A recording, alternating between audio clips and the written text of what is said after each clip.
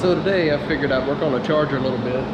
As you know, I'm waiting on my brakes to come in, but I put the Mach 1 wheels on it with the 1-inch spacer. So I thought, you know what, these seats in here, they ain't very supportive. They don't do much for you when you're trying to throw it in a curve or anything. You see how flat they are? So what to do? Well, it just so happens I've got a set of perfect condition Mach 1 seats sitting here that were in the black twin turbo car. I ended up putting a race seat in it. Still got the passenger seat in it, but I thought about taking that out and putting the seats in here and seeing if I can make the Mach 1 seats work in the Charger. So first thing I do is take the old seats out and then figure out how the mounting holes for the new ones to go in, and we'll go from there. And I'll run power to it because the driver's seat is power. The only difference is the Mach 1 seat has the seatbelt latch attached to it right here. So I'll take that off because that's not really necessary because the Charger has its own belts that are bolted to the floor. So I'll just use the Charger belts for now. But I'm thinking if that seat fits in there like I think it should, it's gonna look pretty good. It gives me plenty of support. They're very comfortable. And it fits the whole faux par theme I've got going on this thing. Half Ford, half Mopar. So we got Ford wheels and tires on it.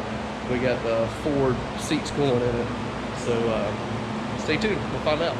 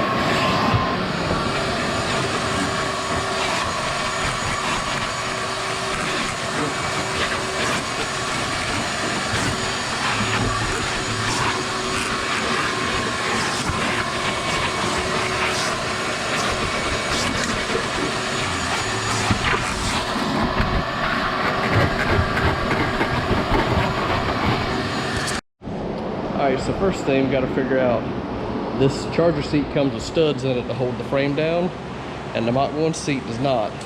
Normally there's studs in the floor already, not in the actual seat. So, see how that looks, see how this looks. So first thing we want to do, we want to get a measurement across the sides. It's 13.5. Okay, from left to right for the holes, 13.5. And then from this way up and down, it's actually 11 inches. So 11-inch span and 13.5 across. So we come over here to the Mach seat, and it's right at 11-inch across, and it's 14.5 from center hole to center hole. So 14.5 this way, and this one is only 11. So we're definitely longer this way. Now across, this one's 13.5, and across here, this one is only not quite 10.5. So, got to drill some new holes for this bracket to fit in there. because that one's shorter and wider and this one's the opposite. But we'll figure it out. I'll probably stick one of the studs through here, a bolt or something, to hold one side, and then I'll measure for the other, make sure it's square, drill 3 new holes, and then this seat should bolt right in.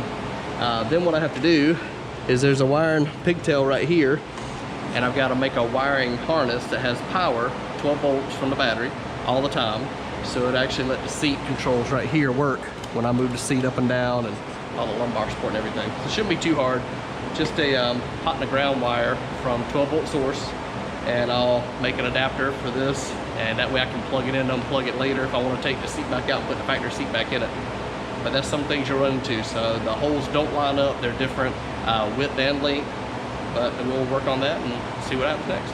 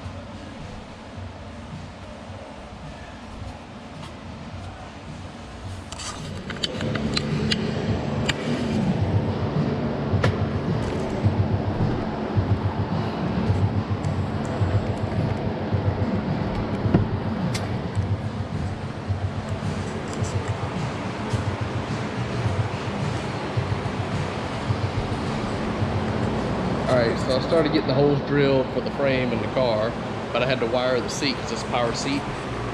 So here's my connection I made right here with the pack. I got it running over here to the car battery. So when I hit this button, watch the tracks. So I'm gonna go down, go this way, then come back up. Boom. Alright, so just because I'm gonna get asked, I had these in my 98 TTSaleen, but it's a 2-wire connection on those seats. The 9904 seats have a 4-wire connection. These actually came out of a 03 Mach 1. So you'll notice there's 4 wires there, 2 green, a black, and a gray. Well, basically you tie the 2 black and gray together for your ground, and tie the 2 green together for your power. That's why you see I got these jumpers here. Jumpers to here, and then 2 wires, a hot wire and a ground wire. They come out, I just got it taped up here, but it's red and black basically. And then everything works. So, get ready to put all this in and wire it up for the final time. But one thing I had to do, I tried to use the factory holes here. The factory hole right here, and basically putting it in here, it was too close to the console, and when I sat in, I'm too shifted far over. When I put it in this hole over here, the original hole, it was too far to the left. So what I had to do is split the difference, and I put a hole right here. It's a little over about an inch. Let's see here. It's about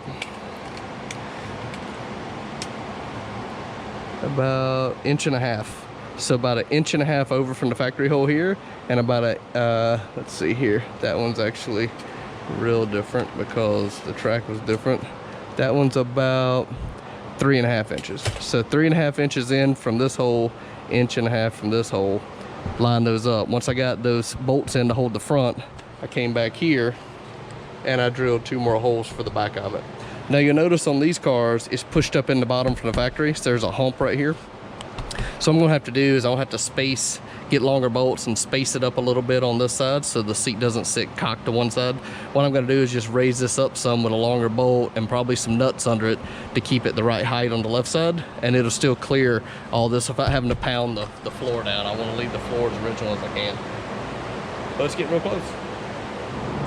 All right, so I'm getting ready to install it. And what you'll see here, turn on the light, is I've got my wire ran from the connection here, goes up under the console. It actually ties into the interior lights because they have voltage all the time. So I have the hot wire going to the pink wire and the black wire for ground going to a stud on the shifter for my ground.